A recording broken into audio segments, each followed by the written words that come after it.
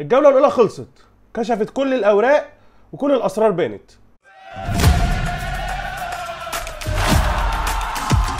أنا مش جاي النهارده أقول لك مين كسب ومين خسر، أنا جاي أقول لك مين بيبني صح ومين بيبني فريق على أساس هش ممكن ينهار في أي لحظة. النهارده الجزء الأول من تفصيص الخمسة الكبار في الدوري الإنجليزي بعد الجولة الأولى، وهنبدأ بالفرقتين اللي حيرونا، ليفربول ومانشستر يونايتد. فريق بيكسب وهو عنده مشاكل ضخمة، وفريق تاني عنده عقل مدرب عبقري بس ناقصه ادوات كتير. جيب لي قهوتك او شايك الجميل عشان اللي هتسمعه دلوقتي ده خلاصه الخلاصه. انا ايمن مجدي ويلا بينا ندخل في الحته الانجليزي. ليفربول ليفربول 4-2 على بورنموث، نتيجه ممتازه، لكن هل النتيجه بتخبي المشاكل الحقيقيه؟ انسى الاربع اهداف، ركز معايا في الثغرات الواضحه في منظومه ليفربول. ارني سلوت قرر يلعب لعبه جريئه جدا اسمها الهجوم باي ثمن، والمشكله ان الثمن ده ممكن يكون غالي جدا على مدار الموسم. في الملعب ليفربول واقفين 4-2-4، ده كلام جميل قوي على الورق، بس على ارض الواقع دي مخاطره كبيره. الاظهره كريكيز وفريمبونج مش بيلعبوا اظهره، دول بيلعبوا اجنحه صريحه، بيسيبوا وراهم فان دايك وكوناتيه في جزيره لوحدهم. انت متخيل يعني ايه 2 قلوب دفاع بيغطوا على عرض الملعب كله؟ ده جنون تكتيكي، دي مغامره مش محسوبه تماما، وده نفس السيناريو اللي ارهق دفاع توتنهام السنه اللي فاتت. سلوت بيلعب لعبه خطيره، والمشكله الاكبر هو فين نص الملعب يا جماعه؟ عباره عن مساحه فاضيه شاسعه، الفريق مقسوم نصين، 6 بيهاجموا و4 بيدافعوا، ومفيش اي ربط بينهم. ولما لعيب زي كريكيز اللي هو المفروض ان هو مدافع ثالث بيروح يعمل اوفرلاب في اخر الملعب، طب ما هنا المنظومه كلها بتتعرض للخطر. ليفربول لو ما جابش وسط ملعب صخره يلم ورا الناس دي كلها الموسم بتاعهم هيخلص بدري. تعالوا بقى للحظات الحاسمه.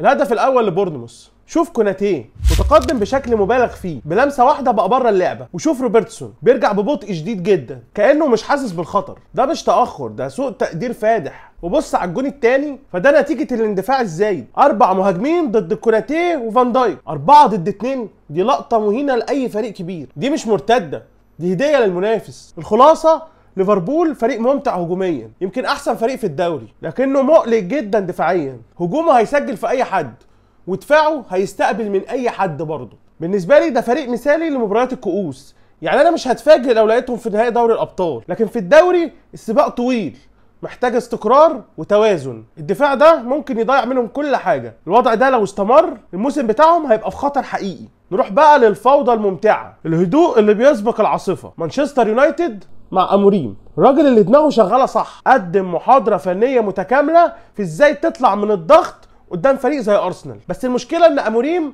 هو العقل، والمنظومه لسه فيها عيوب محتاجه تتصلح. ركز معايا وشوف الشغل العالي ده بقى. يونايتد بيبني اللعب 4+2، شوف لين يورو، الواد ده ثقته تهز جبل، بص واقف على الكره ازاي ببرود عشان يستفز اوديجارد. دي مش مجرد ثقه، دي شخصيه قويه مطلوبه. اوديجارد بيضغط ويفتح المساحه لماونت، وهنا بتيجي لمسه اموريم. بص على ديليخت، كمان بص على رايس ما بين 2 كازيميرو وديليخت. طب فين زوباميندي؟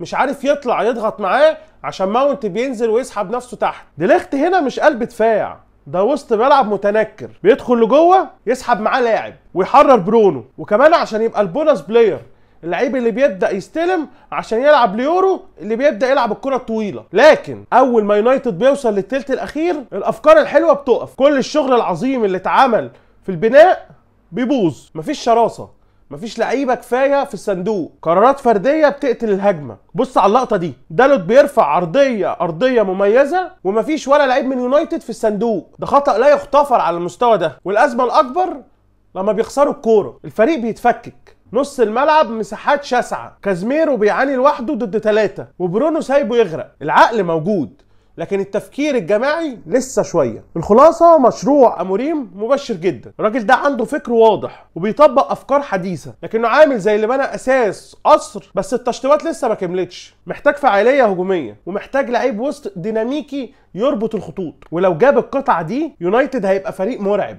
لكن لحد ما يحصل ده هيفضل فريق بيقدم لمحات رائعه لكنه غير مكتمل. دي كانت تفاصيل ليفربول ويونايتد، فوضى هجوميه ضد نظام تكتيك. بس لو انت فاكر ان دي الاثاره تبقى غلطان، ده كل ده تسخين. يوم الاحد هندخل على التقيل، ارسنال ومانشستر سيتي وتشيلسي، هنكشف اسرار ارتيتا وجوارديولا وماريسكا، وهنشوف مين فيهم بدأ الموسم وهو جاهز اكتر. لو حلقه النهارده عجبتك فانا متاكد ان حلقه يوم الاحد هتعجبك اكتر. ما تنساش تعمل لنا لايك وسبسكرايب وتدينا شير وانت ماشي عشان غيرك يستلم ويشوف. اشوفكم يوم الاحد. سلام.